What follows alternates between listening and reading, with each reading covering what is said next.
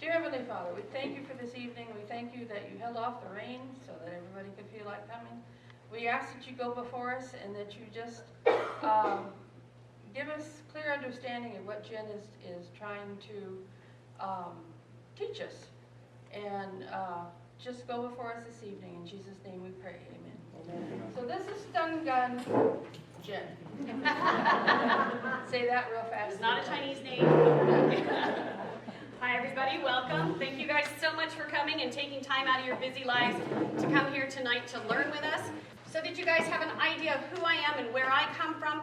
I'm an independent pro with this company, Damsel in Defense. Have any of you ever heard of the company before? Awesome. So I actually worked 911 for the city of Long Beach for almost 12 years. I've been doing this now for 5.5 years. I got into this after finding out my 27-year-old daughter, well, she wasn't 27 when it happened, but she's now 27, had been sexually assaulted twice. She had stayed completely silent for 4 years from the date of her first attack, until her first attacker, when it happened at Cal State Fullerton, walked into her work in Lakewood, and he gave her that look that some men will do, those creepy ones that look you up and down and check you out, and he said, "Oh, you work here? Now I'll definitely apply." Well, what I can tell you from that is that if you have ever been through trauma, and you do not seek out healing, it will come out one way or another. So I don't care if something happens to you, I care if something happens to you, but if something happens to you, my first priority is not go run to the police and report it.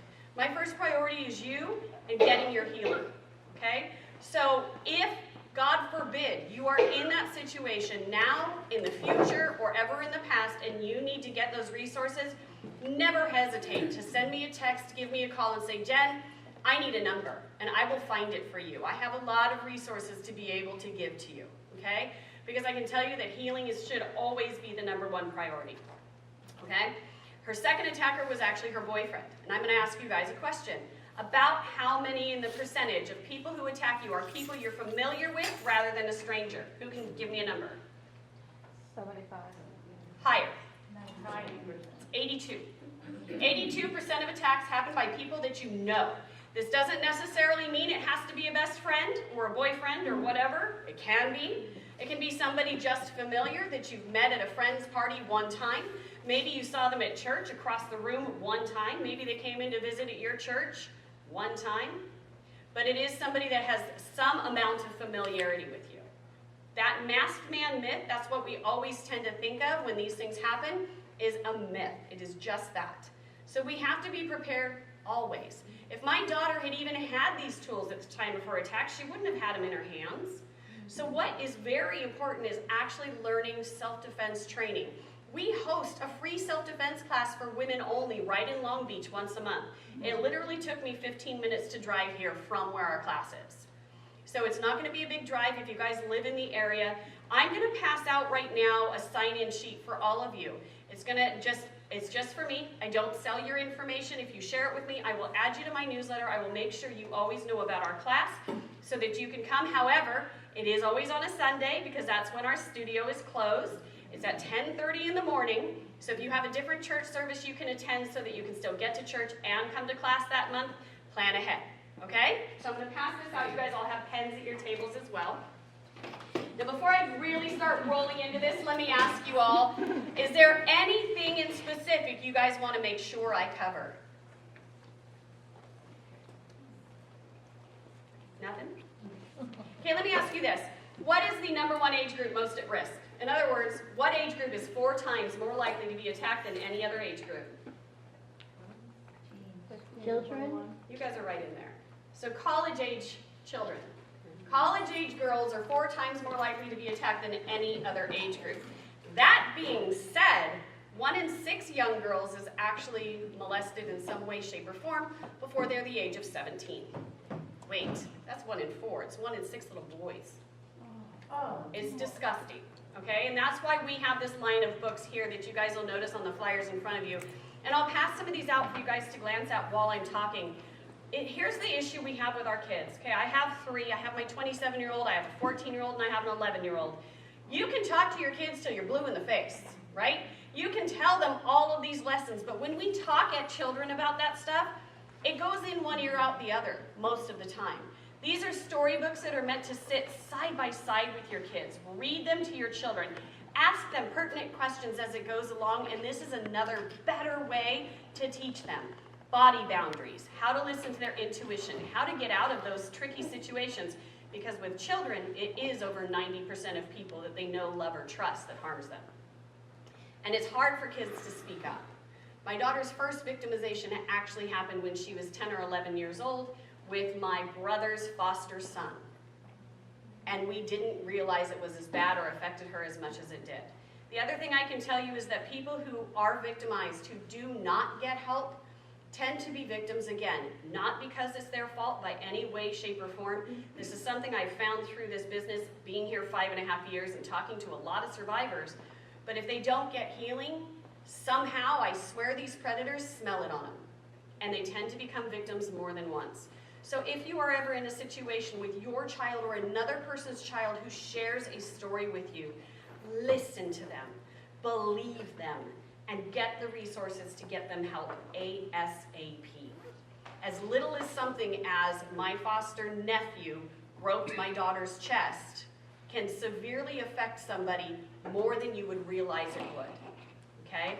So make sure you talk to them and you do get them that help. And I'll pass out this, you guys can just take a book, pass on the stash, and keep looking through them. So we even have a parent guide that helps parents understand signs of trauma, how to use our books, how to role play with your kids, questions to ask when your children go on play dates to make sure they're as safe as you can make them. Because I can tell you as a mom with a 2-time survivor, it kills me that I couldn't keep her safe. Even though there's that part of me that's like, I wasn't physically there, I couldn't stop this from happening. But there's a mom guilt because what is our job? It's to keep our babies safe, right? And that is our number one priority in this world. So when something happens to our children, we absorb every bit of that. So ask the right questions when they're going to go stay at somebody's house. Find out as much as you can about them. And our book walks you through that. And it also tells you how to react if a child does come to you. Just the right things to say to make sure they can get the best healing possible. Okay? All right, so I want to ask you guys a few questions, and I want you to yell out answers to me because this crowd is way too quiet. Okay. So, number one place besides your home that most women are attacked or abducted from? Parking lot. What parking lot? Work. Shopping mall.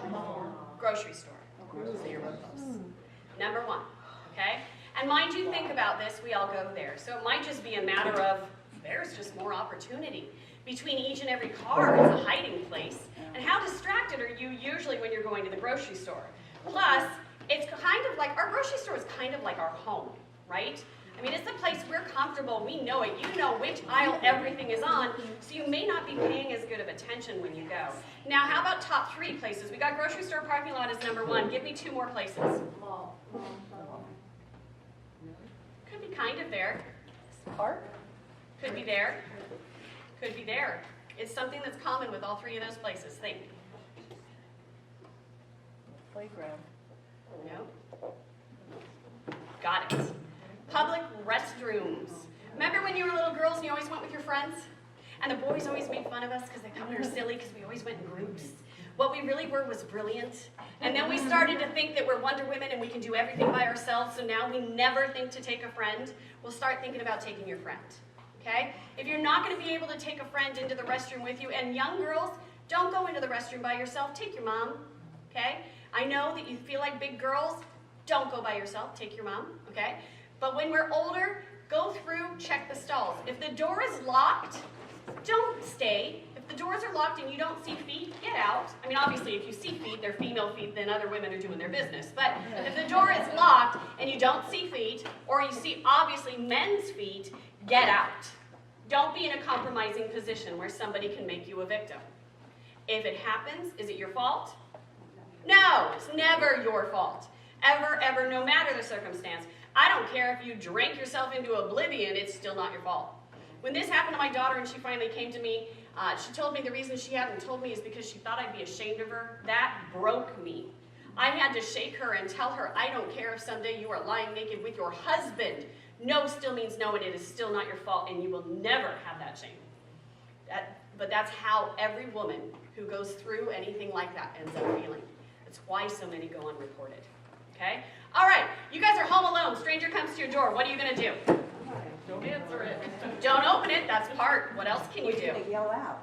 Good girl. Make sure they know you're there. Yeah. You know what I do? Honey, I got it. Now they think somebody else is there with me. Right? I don't have to tell them who it is. Young ladies, say, Dad, I got it. Even if there's not a dad in the home. Doesn't matter. And you talk through the door. Why do we want to make that kind of noise? Well, because we don't want them to think we're there alone. Exactly. But why do we want to make noise at all? Because I've had a lot of people say, you turn off the lights, you turn off the TV, and you hide. So they don't go around the back and break in. Exactly. That's why we want to make sure they know that somebody's there, and we want them to believe you're not alone because, I hate to say it, but as females, they can absolutely believe they can get through us to get what they want. Especially if they believe what's in your home is valuable enough for them to take that risk. Okay? So when you say, honey, I got it, Dad, I got it, even if your honey is another female, I don't care. But their first thought's going to be that there's going to be a man in that house. And that is just way too much of an obstacle. Most of these predators, they want an easy target. That's why they picked you. They believed you weren't going to fight back. They believed you weren't going to get in their way. They believed you weren't going to create a scene. We want to learn to do all of that, right? Okay, who can tell me the 10 weapons you already have on your body? Your fingers are part of your hands. That's 2. That's 2. Your voice. Knees, 2. Voice is your mouth, 2. Wait, did I do knees? Did I do 2 for knees? Yes, okay, I think I got it. No. Oh, phooey. I missed one somewhere. I know one more, but we did knees, we did hands, we did feet. Did we do elbows? Okay. Elbows, mouth, and one more. Your fingers. Did you say Head. Your head. I had my son, he's real small for his age. One time we were wrestling and I had him pinned in a chair. So I had him like his legs, his arms, he was bound. And I'm like, ha ha ha. And he totally headbutted me in the nose.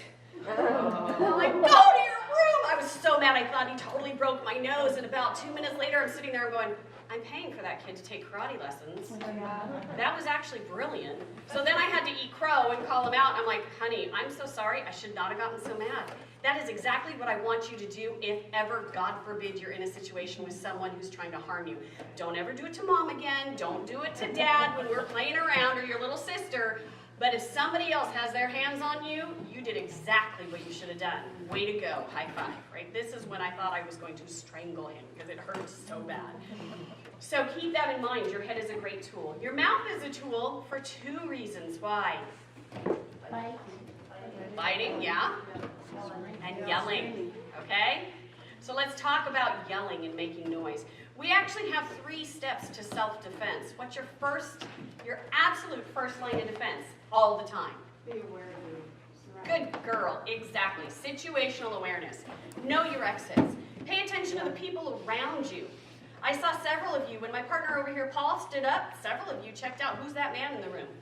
Some of you didn't even twitch, okay? Could you tell me who's sitting in the back of the room right now? Or what they're wearing? Can you point to any of the exits in the room? I know where all 3 males in this room are right now.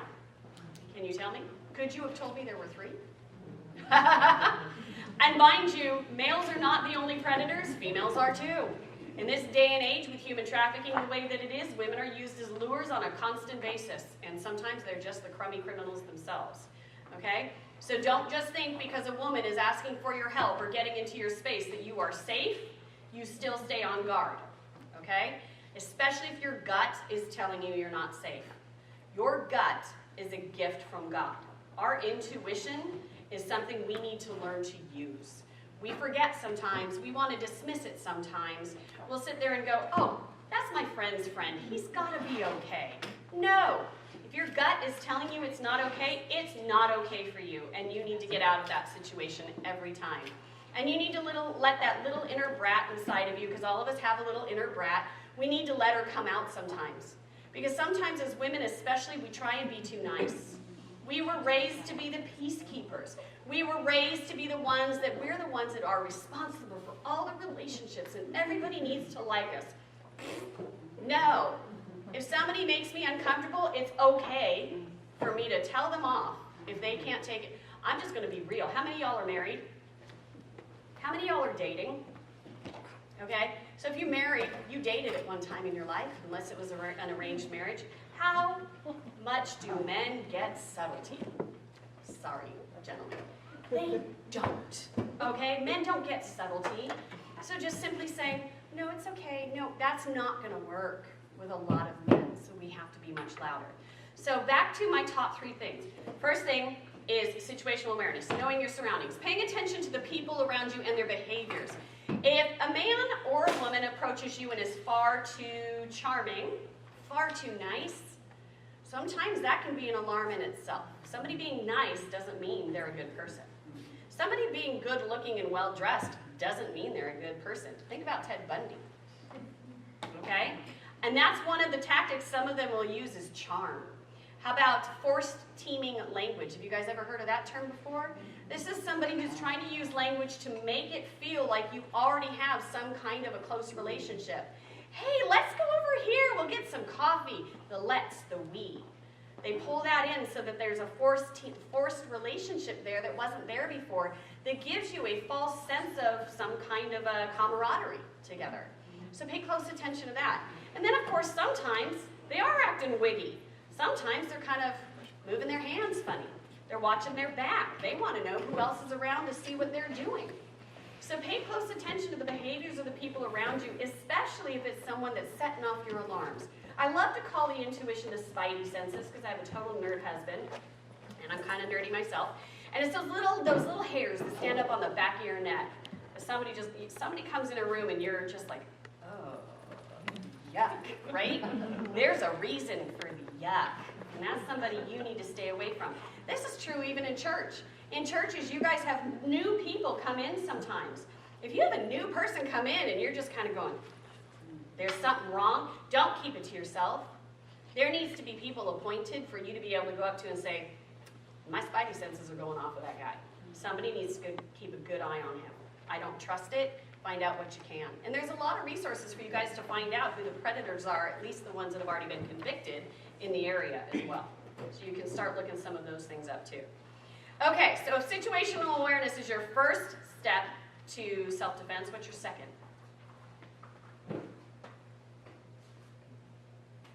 No guesses? How about making some noise? Make some noise. Back off! Can go a long way. Okay? So you guys are going to practice it. I'm going to say the word threat. You guys are going to yell back off at me. And if y'all aren't louder than me, because there's a lot of you in this room, we are going to have a real problem. Okay? Are you ready? Threat. Back off! That was actually pretty good. Kind of sometimes I get the back off! Like, don't do that. And don't go, because that is just not going to work. That makes you sound weak, right? Lower your voice the best that you can. Get out the mommy, the teacher, the authority voice, and get it from your gut. Make sure they know you mean it, because like I said, guys are going to get subtlety. Okay? But sometimes what you want to do is actually diffuse the situation. I'm going to give you an example. Paul doesn't know I'm going to do this, but okay. Paul, I'm in a parking lot. He's coming up and starting to ask me questions like some homeless people sometimes will do, because, doesn't he look so homeless? That's his beautiful wife, Kelly, over here. So if Paul starts to approach me, and I even just do this, okay? Paul should, if he means me no harm, kind of read into this, but like we said, men don't always get subtlety right. If I'm doing this, I look passive, do I not? Right? It doesn't look like I'm going, come on, bring it, right? This looks passive. I can look scared. But if he continues to approach, go ahead, back off! Keep approaching. If he continues to approach, I have a strike real easy, because a open palm strike is a great strike for a woman, better than a fist, okay? But I look passive until I take the strike. Got the idea? And you'll learn more with those strikes in our self-defense class. Thank you, sir. Okay, so do you guys have the idea? So you can kind of diffuse it at first with your body language. Because sometimes when we go first with aggression, that can amp up the aggression of our potential attacker too. So if we start off with a little bit of subtlety, and we're giving ourselves the space and they don't get the hint, that's when we start to use our voice more. All right, that's when the big old back off comes in. And I know we're in a church, but I have to tell you guys this, and I wasn't going to, but I'm going to. Police and SWAT officers have taught us adding the F word actually is very effective. Okay? I like you, you're my people. Okay? Back the F off, or get the F out of my house, is way more effective than without it, especially from a woman. Because when they chose you in the first place, and God will forgive you for using it in those circumstances, people, okay? But when it is, they're looking at a woman as possibly weak, using that word throws them on their heels. So why do we want to make noise? What kind of effect does that have? Draws attention. Draws attention, but is that going to save your life? No, but it brings attention to you, so it gets them maybe a little thrown off too, because you're not being submissive to them. There's actually a scientific part of it. So they teach you this in the Air Force. There's a thing in all of us called the OODA loop. It's the way our brains work. It's OODA. Think of it in a circle. It's observe, orient, decide, and act. Every physical action we take, we have to cycle through the OODA loop 2 times. That's why it's important to train both your brain and your body to be able to protect yourself, okay? So somebody who's already in the act of about to attack you, he's actually gone through his mind on how this is going down. And when he's in the act and you make that kind of noise, it throws him back to the observe. He's got to re-observe, reorient, redecide, and restart how he's going to act while you get that chance to get kind of a leg up on your attacker. Does that make sense? That's why it's so important we learn to make noise. However, we all have 3 potential responses to threat. They all start with an F, and it's not the word I was talking about before. Who can tell me what they are? Flight. Fight and flight, and freeze. And freeze is not something we can fully control. Freeze is what happens when your body gets flushed with adrenaline and you just don't even know how to respond. Sometimes your brain just gets shut off. This is something our body does to protect us from trauma. That's why so many people who go through trauma don't remember what the heck happened, because they shut off. But that's why it's important that you get some training. Self-defense training helps you react in the moment. Training your brain can do the same thing. So as an example, as you're walking through a grocery store parking lot, start thinking, if somebody came out from between these 2 cars right now, what would I do? As you're loading your groceries in the car, okay, if somebody approached me right now, what would I do? And start kind of working through your brain how you would handle it if that were to happen. If somebody were to come through that door right now with a gun, what would you do? Does anybody know? Throw chairs at Good girl. You know why you should throw chairs at them? Because it upsets their OODA loop. Okay, it's a distraction. That's exactly what you should do. I mean, there's not a lot of places for us to run and hide once they're in that door. So you got to start distracting. If we all did it. If we all did it. In a sorry state. If somebody came through that door right now, didn't see him hiding in that corner, and we start throwing chairs at this person, that person would have a chance to tackle his legs. We're done. We've saved a lot of lives that way, right? So you got to remember that OODA loop. Being able to create some kind of a distraction, yes? In case of attack, playing crazy, acting crazy, does that work? That can work. I don't know why it can't. I mean, there's a psychological warfare that can go on. A stun gun is not going to kill somebody, but if I sit there firing off going, I'm going to kill you with this, do you think they're going to mess with me? You know, so there can be a psychological warfare too. I can act pretty crazy. Obviously, you guys have already seen a little bit of it. Might just be part of me, just saying. Okay, so you guys get the idea, right? So if we have situational awareness, then we have making noise to create a distraction, creating a distraction in other ways too. What's our 3rd part of self-defense? It's the the last one. Well, second to last. Fighting. It's being prepared in some way to fight back, right?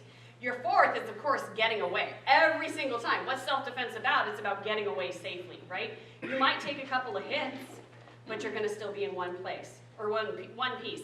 I did have a lady call me today. She wanted some tools from us because her purse was just stolen. I hate that her purse was just stolen, but honestly, she's in one piece. I told her, I want you to remember the importance of this. You're in one piece. You were left unharmed. If somebody tries to approach you and says, give me your purse, what are you going to do? Throw it. Throw it, let them go after that. That's their distraction. That's upset their OODA loop. You can get out of the way, get out of there. Nothing you own is worth your life. You don't own your children, so I can say that, because your children are absolutely worth your life, right? Okay, so let's talk about fighting back. Do any of you carry anything for self-defense right now? Besides Annie, who got it for me. Yeah. Oh my Lord, woman, that's a heavy purse. What do you got there? Keys. Okay. Don't put your keys between your fingers. That's not going to be effective. And then I got, She's going to pull it all out. Check this out. I'm not carrying my stunner today. Why? I didn't think I was gonna be in a dangerous place. Can't anywhere be? I said look for other places. But anywhere, you guys have to remember anywhere can be. That is I have a lot of people who say, I don't need to learn from you. I don't need to carry nothing from you because I never go anywhere dangerous. And I never go out at night. My friend was attacked at dusk in a grocery store parking lot. She ended up on the floor of her car on her back in front of the driver's side with her feet hanging out. The guy had his hand over her mouth, kept reaching down for something. In her mind, she kept thinking, he's going for my purse, he's going for my wallet, and he kept reaching down. He finally moved just enough, she was able to take a nice big bite out of his hand. When the police finally got there, they ended up finding a knife on the ground. That's what he was reaching for the whole time. Okay? And only, that's resourceful. Only once she calmed down did she realize this man had said, get in your car. Because during the attack, she thought he was after her possessions, but something in her made her fight anyway. There's an amazing book you guys might love. It's called The Gift of Fear. It's by Gavin DeBecker. And it's a whole slew of stories of women whose subconscious made them act just differently enough that it was able to save their lives. And so it's very important that we just sometimes go with it. Okay? But all right, let's fight back. So pepper spray is the most common one I see people carry. Okay, everybody's heard of pepper spray or mace. Mace is just a brand name pepper spray nowadays. It used to be you had to have a permit, not anymore. Once you're 16 or 17, you can carry pepper spray with parental written consent. Once you're 18, you can buy it for yourself, carry it yourself, so forth. But there are places you can't carry them. All of the weapons cannot be carried into federal buildings. They cannot be carried on a plane, with the exception of one, except in your checked baggage. Pepper spray, though, not all pepper sprays are created equal. So what you go buy at the Rite Aid counter is not going to be the same as something like what we have. Okay? Do any of you not know anything about pepper spray? Are you somewhat familiar with what it does? So pepper spray is a great tool to keep people at a distance. Now, yes, this is 3 different items. This is just the pepper spray. Okay? But I will teach you that what is important is layering your protection. You never know what one way somebody could come at you or what might be effective. If they are hopped up on all the drugs, you might need the entire arsenal. So it's always important to layer your protection. I also stage my protection at home. So even though we're not gun owners, even gun owners need to know your gun is usually locked up and unloaded. You have to have a way to get there. Some bad guy comes through your door in the middle of the day and you're home.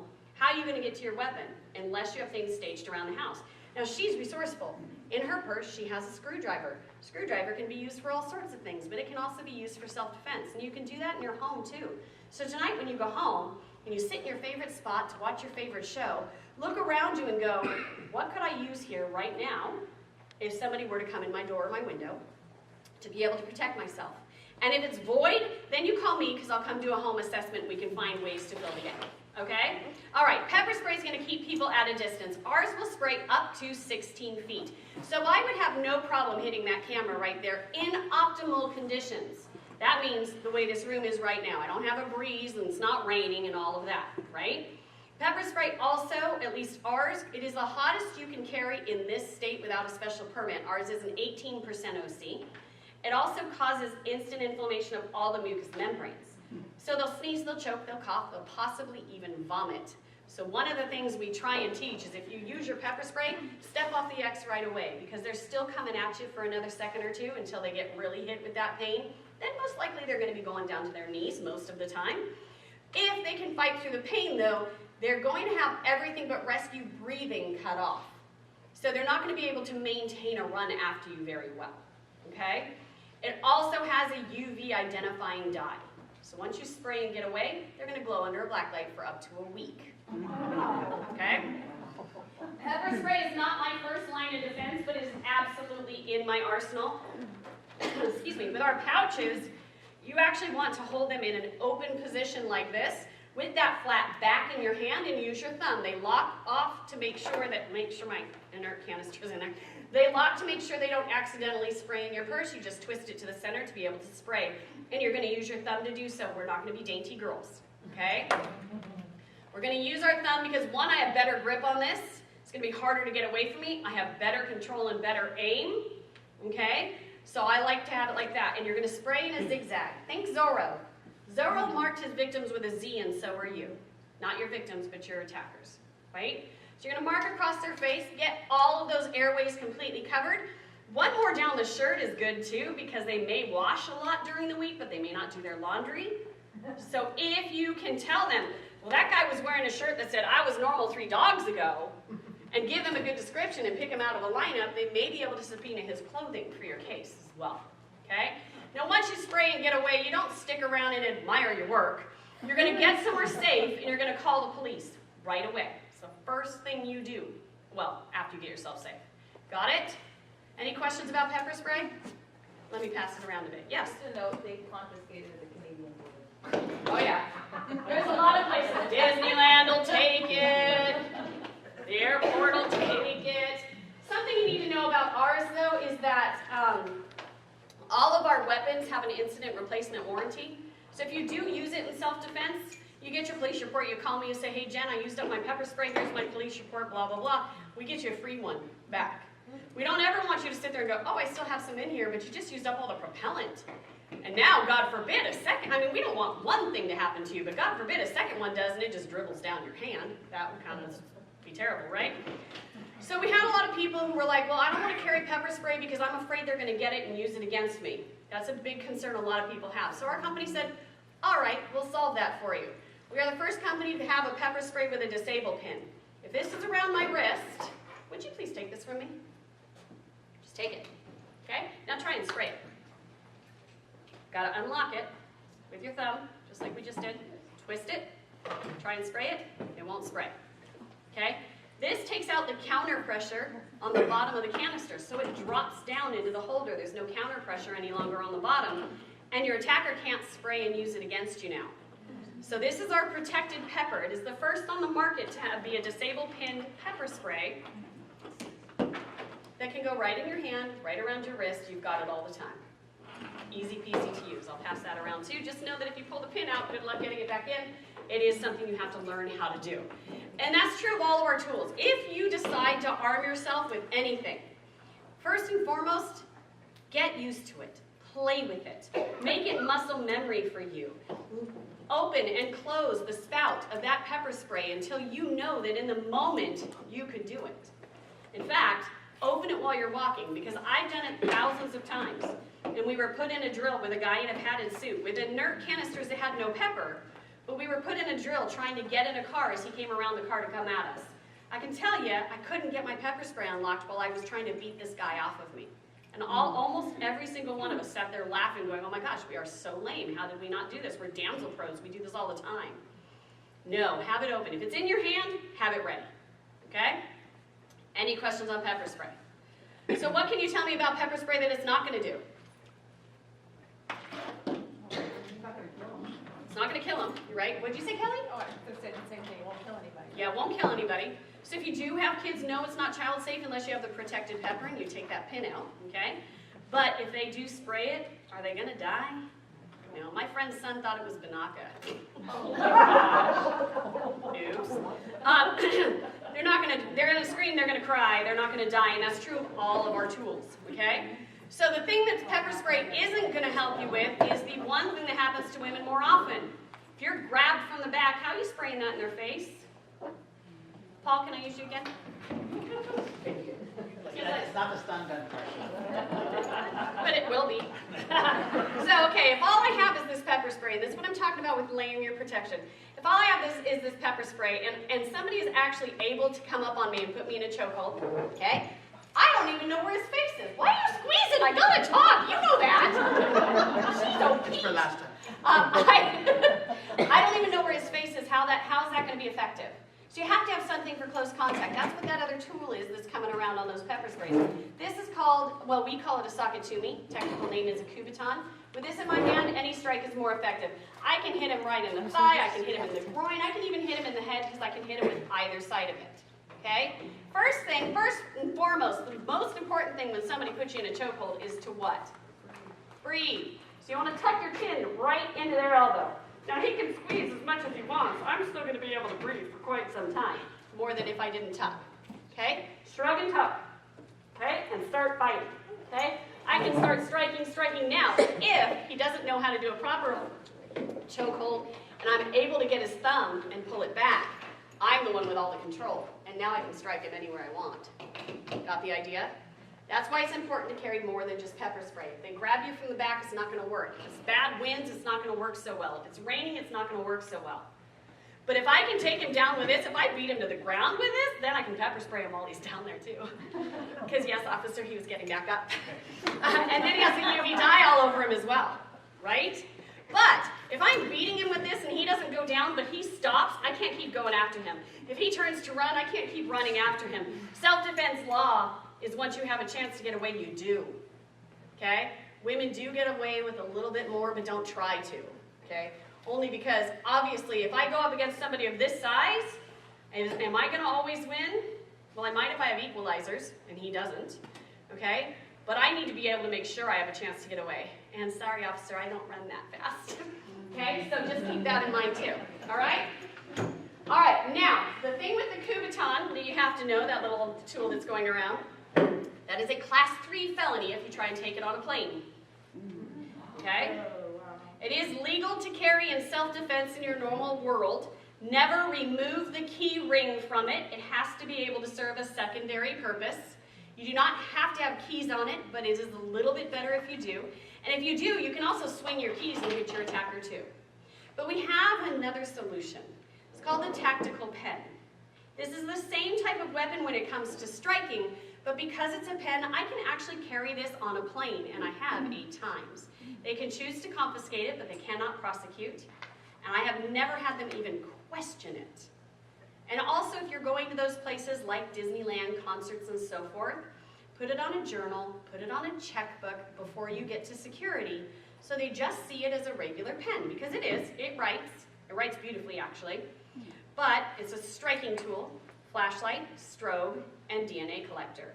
Because if you guys notice that one that's coming around to you, the back end is blunt, which is absolutely awesome if you want to break a cheekbone, break a collarbone, or get the knots out of your own neck, okay?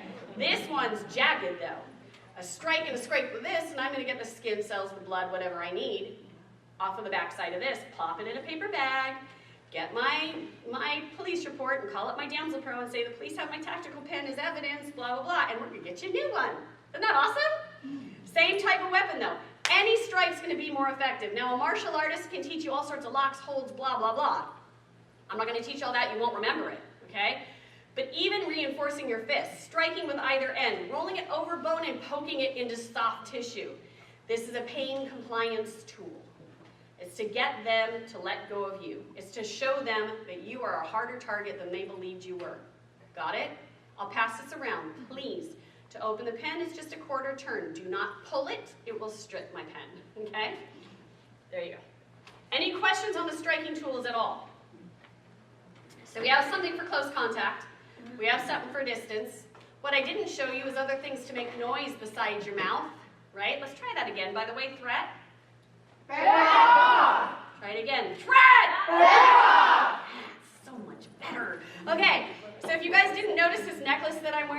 actually one of our self-defense tools. This is a 130 decibel whistle. Any age can carry this, and you can take it anywhere, on a plane, on a train, on a bus, Sam I Am, whatever. So it's going to be a way to create that scene that you're trying to make. Is it going to call your knight in shining armor to you? It's possible. Not very probable, but it's possible, yes. And we have 2 necklaces that do that. We also have personal alarms. You can have this right on your keychain, right on the outside of your purse, even on a belt loop. Kids can have it on their backpacks. I have these in my children's bedrooms so that no matter what, in the middle of the night or whatever time of day, if they're in their room and there's an emergency, I'm going to hear it no matter where I am, as long as I'm on my property. It's a 120 decibel alarm at the flick of a switch. If it's not on, you can see your lock to be able to get in, okay? Super easy peasy, just has a little clip so you can throw it right on those metal fittings of your purse, and you can have it at your disposal all the time. I'm going to pass this around too, just so you guys can see how light it is. Please do not set off the alarm. That's the swish, because I'm talking, and I like to hear myself talk. So, in case you didn't notice. That's your personal alarm. So those are ways that you can make noise if you don't have it in you to scream like I do, or, God forbid, that person approached and put their hand over your mouth. You have to be able to make noise in another way. And how many of you have home alarms?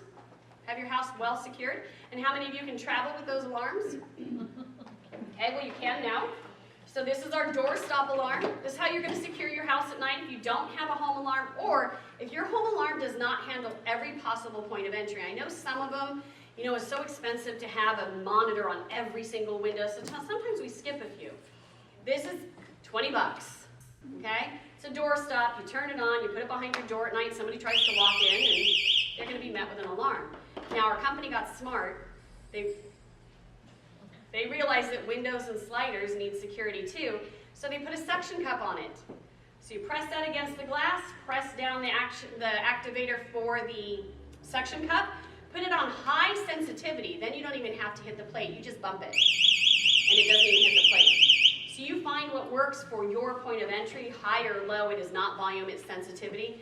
Then they got extra smart, and they put a nightlight on it, so that people like me, that set it off 2 or 3 times in the middle of the night in a hotel, before we had that, don't make that mistake and freak everybody else out and make them think it's a fire alarm, okay? So you're going to be able to see that your alarm is there. And then they even have a deterrent sticker on it that says protected by damsel. So if a burglar does come up, they're going to see that that door or window is protected. Whoa. Okay? All right. Any questions on that guy? All right, let's move on with fighting. Let's go. What do you guys think is my favorite tool? What's my name? I'm Stun Gun Jen for a reason, okay? My absolute favorite tool is our stun gun, and there are multiple reasons why. One, they're rechargeable, okay? I don't have to go get a new canister for this one after I use it. I just got to go home and charge it. In fact, I can take down several people with this sucker before I even have to charge it, so I'm good to go. It tells me how charged it is, little push of the black button on the bottom, and every blue light is 25%, so I never have to question if it's time to charge my stun gun. Nice, right? So if I head out the door and I'm like, oh, I'm only at 50%, I can also charge it in my car, because it's a micro USB charger, so it's got portability that way. It also has a disable pin, so all of our stun guns come with this, I like to call it a safety key, because when I say disable pin, too many people think it means with it, it disables it. No, with it, it works. Without it, it doesn't. So if an attacker pulls this out of your hand, they can't turn it against you. That's why when y'all walked in the door, I didn't even need to hover around my table and worry, because even though I have 8 stun guns out here, nobody could pick them up and use them that way, so I didn't have to stress. Okay? Pop that little pin in. I also have a flashlight. What's that going to do for me? You get in the guy's eyes. Yeah, I can blind somebody. It also shows them I'm paying attention. It increases my situational awareness, which also shows I'm a harder target. What y'all need to learn to do is be a cactus, right? Who wants to grab a cactus? Right? So be something nobody wants to grab, and if they're dumb enough to do it, make them regret it, just like a cactus, right? So I've got this. I'm showing him I'm a hard target. Now, if he started approaching again, back off! Do you think that's going to be more effective than just my voice? This is a heck of an exclamation point, right? Somebody isn't going to want to mess with you when you have that in your hand. Nobody likes that sound. Animals don't like that sound. I carry a stun gun when I walk my small dogs. Because coyotes, they can't handle it. They go do 180 the other direction. I've had a client actually have a pit bull that was charging at her and her daughter, and she went like that, and that pit bull did a 180 and ran the other direction. Okay, so if you have the neighbors that have their dogs off leash all the time, I hate that, then this can help you stay protected from those as well. Okay? Now, what do you think this does? Anybody have an idea? Good answer! You don't happen to have a banana in there, do you? Okay, I didn't even think to bring one, I should have. First and foremost, what you have to know is that when you're actually stunning somebody, they're conducting the electricity. You are not going to hear that noise, okay? Second, what it does is, yes, it's very painful. It causes an extreme reaction in the muscle. It also converts the glucose into lactic acid, so it's going to exhaust that muscle. So your best targets with a stun gun are always the large muscle groups. You hit anywhere and it's going to hurt, but you hit here, here, or here, and the chance of them going down to the ground is much higher than if you hit them, say, in the arm, okay? Here is not a large muscle group. They tell us it is, it's not. Sorry, I know we're in a church, but it's not. It's still gonna hurt, because that's what most women tell me. I know how to protect myself, I just kick them where it hurts. Well, okay, what if they're wearing a cup? Then what do you do? What if they get out of your way? Then what do you do, okay? But if you do stun them, it's going to hurt like the devil. I am not going to tell you, take time, hesitate, and aim. No, just start going. So let me show you. I'm taking the pin off my wrist because I'm notorious for popping the pin back in by reflex. And I've almost stunned my partners before. Okay, so here, just under the ribs and the thigh are your best groups. If he grabs me from the back now, how easy is this? Right? So if I get him in the thigh, that's one of the top ones to get him down because I'm going to exhaust that muscle and he's going to collapse that direction, right? If I get him here, what could potentially happen? That or worse. I don't want him to do that, right? I could reach up this way, but it's much easier for me to go back here. Now, again, I'm not going to worry about aiming and, oh my gosh, I don't want to hit him here, I want to hit him here. If I hit him here, it's still going to hurt. And his first reflex is to get the pain away, so he's going to start striking away at that, okay? So that's going to give you that fast action that you need to fight back. If he stays on his feet, though, and he does release me, I can start going anywhere else I need to go. And I'm going to be touching him. Why? Is it going to hit? Is it going to hurt me? No. It stays local to the muscle group you hit. That's why it's actually safe to do. If I were to stun him in the chest, and this had even a higher amperage, then it could stop his heart. I'm not going to do that. 30 milliamps can kill a person. These are 18. This is going to cause the pain I need to cause, but it's not going to kill him. Okay? And it's not going to transfer through to me. So even if he came at me from the front and went to grab me, I'm going to grab him back, and I'm going to use it like a knife. And the reason I grab him back is I don't want him to jump back. I want to hold it on for at least a full second. 3 to 5 is even better. So I'm going to hold it as long as I can, and I'm not going to tap and go, no, we're going to use it like it's a knife, and we're going to use it like we mean it, just like the back up. Again, threat! Back. Thank you. You guys got the idea? Okay, this whole tape, wait. 1, 2, 3, 4, 5, 6, 7, 8. 1, 2, 3. This whole table, come here, please. Okay, so the one I showed you was the get a grip. Any of you are welcome to grab any colors. Whoever's left, I'm going to show you other ones too. Okay, Annie has this one. This is not a camera. It does not take pictures. It is actually a stun gun, flashlight, alarm, and power bank for your phone. Who wants this one? Okay. And then, wait a minute. Was there 9 of you? Wait, I lied. That's our Light It Up. Our Light It Up is our newest one. It's our smallest one and can actually go right on your keys. Okay? So you can always have it with you no matter what. The shortest person gets the biggest stun gun. Okay. What Roxanne here has is the striking distance. This is our stun baton. If you notice along the sides, she ran. Okay, sorry. If you notice along the sides, there's bars there too. Now, if an attacker were to grab that, you could still stun them without using the tip. Because they're closing the circuit. You cannot just hit them with the side. They have to close the circuit. This is the one I use when I walk my dogs. I have 2 small dogs. If a dog approaches and the sound doesn't scare them, I'm going to reach down and be able to still stun them. What they're going to turn to bite is what's closest to them. That'll be the baton, not my hand. Okay? All right, you guys, you can all line up with your backs to the table, facing the camera so the film can see it. Right here, backs to the table. Right here. Side by side, shoulder to shoulder. Don't worry, we're not going to see if it passes through or anything like the cops did. Okay, this is what's important. Don't jump ahead of my instructions. Okay? Okay. Sometimes I do wine and weapons classes at people's homes, and I always have to make sure they haven't had too much wine. This part? Okay. Yours, can you see that? Awesome. Now, when I hand you your little strap, go ahead and put that around your wrist. Yep, I'll make sure they're off. Okay. Put it around your wrist first, in whatever hand you're going to hold the stun gun in. Okay? And then you're going to look at the bottom of your stun gun, and you're going to see that there's a little silver jack that looks like a headset jack, and you're going to pop that pin all the way in. You're actually going to feel it click. Okay? I'm going to stand off to the side a little bit so that the camera can see you guys. I kind of want to film this too, so hold on, because this is fun. Okay, so you are the only one with different controls. Okay? You all have a switch and 1 button, and some of you look really nervous, and this cracks me up. Okay, your switch is your power only. Your button is your trigger, just like a gun. A gun doesn't shoot just because it's in your hand, right? You have to pull the trigger. Okay? So don't stress, turn on the power. Hold it in 1 hand only. You actually have to hold it in a hand. Okay, let me see. Pop that all the way in, because it shouldn't have fallen there. Only putting your hand on the other end. There. Okay. 1 hand. So let go of the pin. There you go. There you go. Okay. You're going to use your thumb for your controls. Your switch, use your thumb for your controls. Keep it in your hand. Thumb for your, there. Switch, 1 click up. If you guys don't mind, aim those to the sky, because you're going to blind the people in the audience if you don't. 1 click up is going to give you your flashlight. The little ringer on the far right is 1 click only, and the flashlight always stays on. Okay? 1 click up of the switch should be a flashlight. If you have a red light on, you went 2 clicks up.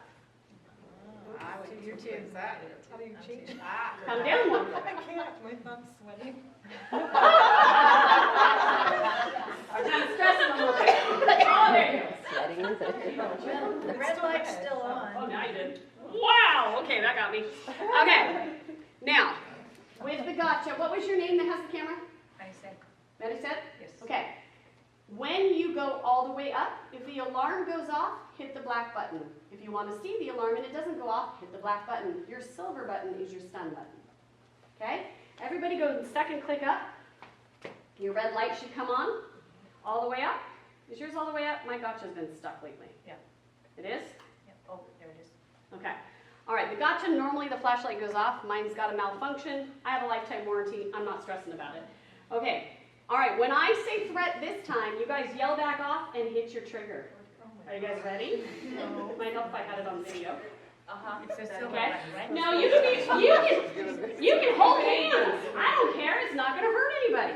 Okay? Get close together because you're not in the frame. There you go. Okay? And it's very important that I get my video right. Okay? Okay, everybody. Not following instructions. I have to say threat. Let's try again. Okay. Threat. Back off! Oh, yeah. Let's do it again. I'm going to yell back off. Threat! Back off! Yes! Love that!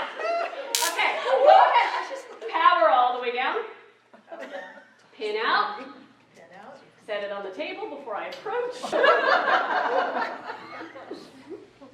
Okay, you guys. Can anybody tell me what they felt? Make sure you take Power. the pin out. Did you feel a shock? No. Did you feel it vibrate? No.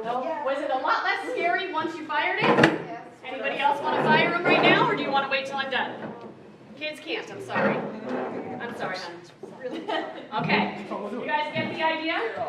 Do you see now why stun guns are like my jam? I can tell you one thing, as soon as I started carrying a stun gun, I also started paying more attention. When you put these weapons in your hand when you're out and about, suddenly your situational awareness goes way up. Sometimes because you're like, who do I get to stun today? Bring it on, baby, right? So keep that in mind as well, is that when you put a tool in your hand, you do, you left the pin in? When you do put a weapon in your hand, you do tend to pay more attention, just because there's something that has triggered your brain to say, pay attention. Okay, it's triggered your reticular activating system, another whole scientific thing I won't get into right now. Does anybody have any questions about the stun gun? How old do you have to be able to? 16 and 17-year-olds can carry with parental written consent. They cannot carry on their high school campus. In fact, in the state of California, it's actually a misdemeanor to carry it on a state college campus as well. Don't ask me why. You can get written consent from the college. So if you do have college kids and you want to get them a stun gun, I already have the letter pre-written. You just have to edit it to the campus they're going to. You send it in either to the head of security or to like the campus police or the campus president or whatever. But you can get consent to be able to carry. Now, it's only a misdemeanor. When my daughter first came to me, she was 3 months out of graduating from college.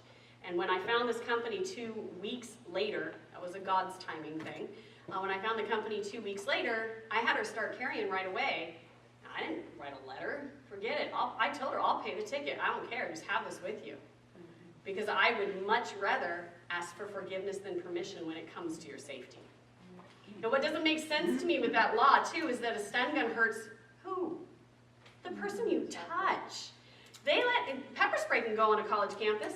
I accidentally set off a pepper spray in a classroom and nobody's coming into that classroom for several hours. We're evacuating.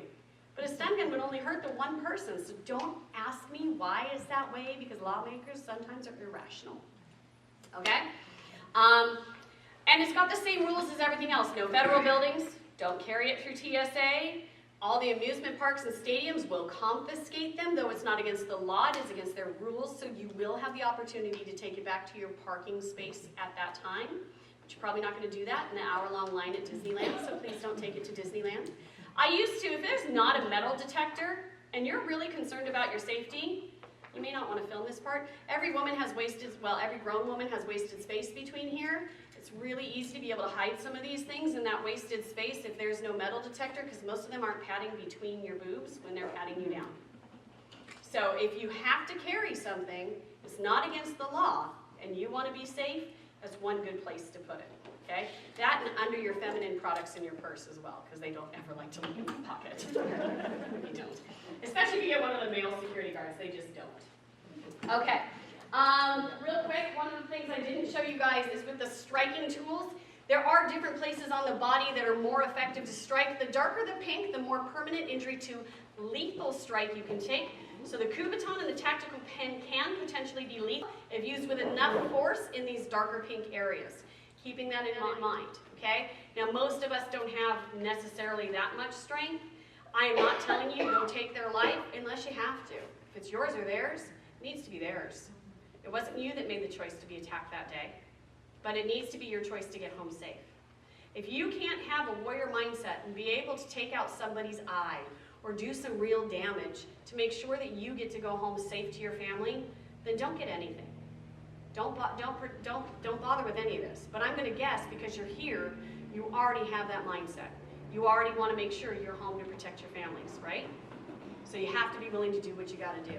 That's what these different striking points are, okay? And when you buy these kinds of tools from me, I email this to you so you have it too. Yes? Why the red spot in this part of the arm? The darker pink? Yeah. Probably from main arteries in there, pressure points maybe. I couldn't even answer that. Can you answer that? It's just the way the human body's formed. When you're a fetus, you go from the spine forward. Have like kids have like cleft palate, and so this is a very weak spot of the body on here. But what about this darker It's a pink? moving part behind the knee. You got that spot behind your knees, right? You know. Yeah. So they moving pieces. Sometimes I'll show people too, if you'll put me in a chokehold again, Paul, real quick. I'll show people too, with the stun gun's gone. With a striking tool too, if you push this down in here and push into the inner arm there and the elbow crook, that can help you get out of it too. Because I can be elbowing him here while I'm pushing into here as well. Because I might not be able to get my chin in there at some point, but this I probably can wedge down in there. I will say from last week, I still have from Newport. I marked you? Yeah. I hit you that hard? No, that was the point. Oh. Because I was holding you and I was touching, when you touched it, it dug in. Sorry, not sorry. Okay, do you guys get the point? Do you have an idea? Okay, so any questions before I close this out? Because I have a story to close it with. None? Yeah? What do you take where? Do you take all these with you Yeah. all the time? Believe it or not, Just yeah. kind of Whatever situation, wherever you're at, you. See your key ring. These are my keys. You really do. Okay, so I carry a pepper spray on the disabled pin of my stun gun, okay? This is for two reasons. One, I have now layered protection with one hand. So if you pull this away from me, I'm still armed, but you're not. If I get you to the ground with my stun gun, I spray you with this as well because, yes, officer, he was getting back up. And then you coat in that UV dye, which gives me that extra level of evidence, okay? Then both of these have the disable pin feature. I just made it so that I can carry them all together at one time. And I don't carry them with the keys dangling from them, because then if you take this away, you've taken my keys too, because this key ring is permanent on there. And I don't want you to have all of that. But because I do run out my door sometimes without my purse, I always want to be armed. If I go to pick my kids up from school, I don't really need my purse. But as I'm going home and I go, oh my gosh, I got to run by the grocery store, I need something for dinner, I still have something no matter what, okay? And this is our RFID card case too, so I have my cards with me protected as well. Now, when I carry my purse, the two outside pockets of my purse, one side is a tactical pen, the other is a Kubotan. So when I have my purse with me, I've got 4. Actually, 14, because remember, we got 10 right here, okay? And with my mouth, you can almost count that as 2. So you got the idea? So you're always layering your protection, no matter what. Even picking my kids up from school, I need something. What if I'm sitting there parked and somebody comes to my car window? Is it normally a safe place for me? Yeah, most of the time. But you just never know, because wackos are everywhere. Our homeless problem has gotten worse and worse. You had a question too, sweetheart? Yeah, if you put a stun gun at their heart, will that hurt them more than somewhere else in their body? No. Because you're not actually touching the heart, you're only touching the pectoral muscles on top, okay? You actually want it more to one of the sides than right here where they connect, because this doesn't have a lot of muscle right here over your sternum, but over here is a thicker part of the muscle, okay? Now, unless, of course, they have those, a lot of the new pacemakers and defibrillators are just barely under the skin. Now, of course, we haven't tested it on anybody, and really, when it comes right down to it, if somebody's attacking you, oops, sorry, not sorry, right? Don't be in my space like that. Nobody should be. That's the other thing I like about a stun gun. It's easier for me to say, yes, I believed my life was at risk. That is one thing you guys have to remember when you call the police. It's never, I thought he was going to take my purse, or he was going to steal my car. It's, I thought he was going to kill me. That's what especially if you use these weapons, that's what self-defense is about. Now, if I pepper spray somebody that's 16 feet away, burden of proof is kind of on me with that one, right? Unless they have a weapon, they could actually try and press assault charges on me. And California being such a lawsuit-happy state, it could happen real easy. But if they're in my space close enough for me to stun, I feel like I'm going to have a little bit stronger leg to stand on legally. Okay? Unless I ran after them and somebody saw me like run after this guy and jump on his back and start stunning him or something, which I might do. Okay, did I see another hand over there? So my car starts without a key, so I never take my keys out of my purse. I always have my purse with me. How often are you physically holding it versus, well, you're... I take it off my keys. So my key does go in my ignition. Okay. Okay? Now in your case, do you have your purse with you? I do. Perfect. Would you mind coming up here for me real quick? Even the little ringer can attach to our breakaway keychains. That's what this extra keychain is on here. So you can have this on your purse. That's a big ring right there, but nonetheless, okay. Now whenever you need your weapons, you just pull. Okay, so they're never in the bottom of your purse, because that's the last place you want any of your weapons to be. If they're in the bottom of your purse, you got to dig for them, you're probably not going to take them out. You're going to get lazy, you're going to get complacent, that's just true. If they're in your face like that and you can see them and you always remember that they're there, you're going to take them off when you need them. So you're walking out of that grocery store, it's off your purse. You get in your car, it's clicked back onto your purse. Easy peasy. Okay? See? That's the whole purpose for the breakaway keychains, is to make sure your weapons are always at your fingertips. And that's why we made a stun gun with a key ring on it. because sometimes people didn't want to have to put it in a pocket or whatever. So with the little ringer, you can even have that stun gun hanging on the outside of your purse with the pin in it, so when you grab it, your safety key's already there. Thank you. It's a good question. Anybody else? Yes? If you choose just one item, say you can only buy one item, which one would you recommend? What's my name? I should have asked. Well, truth be told, yes, it would be the stun gun for me, but it does depend on your budget. If your budget's not going to help you get a stun gun, then I would say the tactical pen. You can take it a lot more places. It has the flashlight, the DNA collector, and so forth, and will still help you with a close contact type of thing. So I want to close this out with a little story. Have you guys ever heard the starfish story before? So the starfish story goes like this. It's one day an old man was walking along the beach as he saw a young boy hurriedly picking things up and throwing them into the ocean. As he approached the boy, he asked, "Son, what are you doing?" And the boy replied, "I'm throwing starfish back into the ocean. The sun is up and the tide is out. If I don't throw them back, they'll die." The man looks down the beach and he laughs at the boy and he says, "Son, there are miles and miles of beach and thousands of starfish. You can't make a difference." The boy smiled politely at the man. He bent down, he picked up another starfish, and he gently threw it into the surf. And he said, "I made a difference to that one." That's what this business means to me. Statistics need to change. 1 in 5 women will be survivors of rape. That's full rape. Sexual assault is higher, okay? Every 26 seconds, a violent crime occurs in the United States. Every 90 seconds, a child is abducted.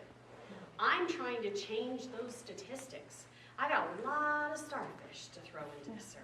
If you guys just look around this room and think about those statistics, there's a lot in here that could have already been through something maybe you don't even know. 1 in 3 women is a victim of domestic violence. So make sure you know how to handle it if a friend ever comes to you and shares these stories with you. Make sure you give them a listening ear and that you believe them. Make sure the first reaction is not, "Go report," but let's find you help. There are other ways that you guys can help. We need an army on that beach. 1, equip yourself. Show people that you have the tools to protect yourself and share that with your family and friends so they can get them too. That's one way to help throw more starfish in. 2, host your own home party. People who host their home parties get free and half-price products. That's how you're going to get that stun gun. Host a home party. Let me come share with your friends and family. You just put out some snacks and some lemonade. I come, I teach. You earn the benefits. Or 3, if you need an extra income or if any of this has just sunk into you and you say, "Oh my gosh, I want to do what she's doing and make an impact with this world," join our team. This is a direct sales company like Mary Kay and Avon. Every single one of you in here can do it. That's why Paul's here. He just signed up for my team last week. He's here to train and learn. Brought his wife along because they can work this together. That's something that you can be doing. So let's talk about it all done if that's something that just kind of resonates with you. But I do once again want to thank all of you for coming. I want you guys to give yourselves a big hand. I want to thank Annie for putting this all together. Thank you, Annie. Now, you guys, if there are products that you do want to get your hands on, I have almost everything here in those little crates, also well organized. Come grab me. We can handle that for you. The only thing I don't have with me are the children's books because those are heavy to carry. But I do live local, so I can get anything into your hands pretty darn quick if I don't have it here. Otherwise, there's cookies in the back. Grab some cookies, and hopefully you signed in on the sign-in sheet, and I'll be able to tell you all about our self-defense class. No, it never came to this table. Uh-oh, where'd the clipboard stop? Okay. Our next self-defense class is actually the 31st. And what we do now is from 10:30 to noon, we do a free class. And then we take an hour-long break. And then if you want to come back for the advanced class, it's 2 hours. It's only $25. This month, we are doing weapons defenses. So if somebody has a knife or a gun at you, how are you getting out of that?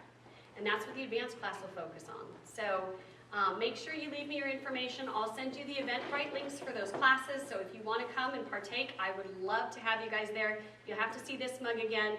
But they do focus on the gifts God gave you. Okay? All right, you guys. Thank you very much. Thank you. I got to collect all my stuff that I pass around. I'm like always going, wait, did I get everything back? Oh, no. Sorry, I didn't get to hear the rest of your story. I know.